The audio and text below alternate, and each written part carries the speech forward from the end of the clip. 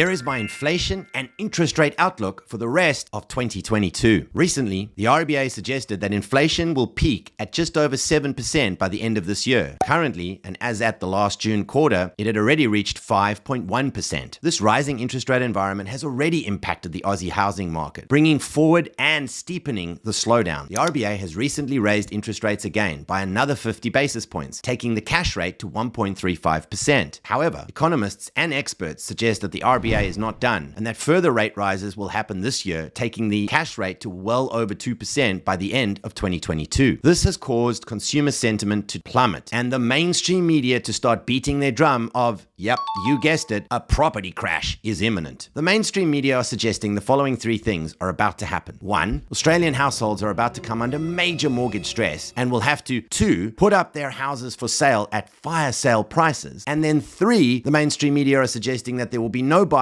in the market and hence, with no buyers, prices will plummet.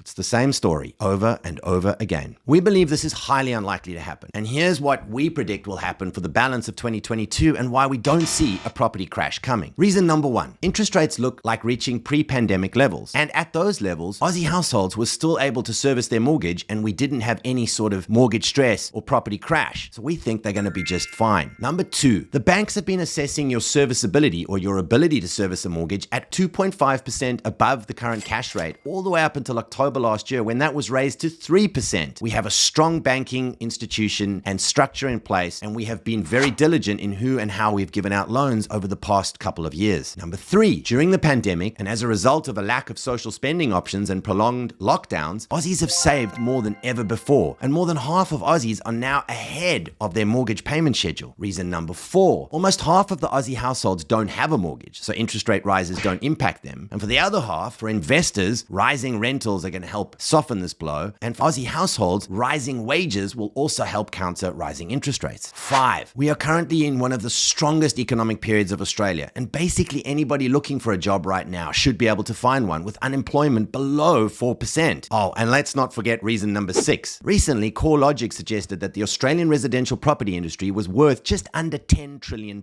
This makes it almost too big to fail. Think about it. The banks don't want the property market to crash. Where do they make all their money? Mortgage repayments. So if people can't pay these, then the banks themselves are in trouble. Speaking of the banks, what do they think? Well, just as the COVID pandemic arrived, all the experts at the banks came out and said, yep, you guessed it, the property market was set to crash by 30%. Well, fast forward 2 years and they were 60% wrong because it didn't go back 30%. It actually appreciated by 30%. This time, they're once again beating their doomsdayer drums and stating that the property market will crash again by 30%. I got a better idea. Why don't you have a go at it, seeing as the banks can't seem to get it right? Leave me a comment and you tell me how much you think the property market is going to crash or not. And let's just see. Like or share for more tips and videos.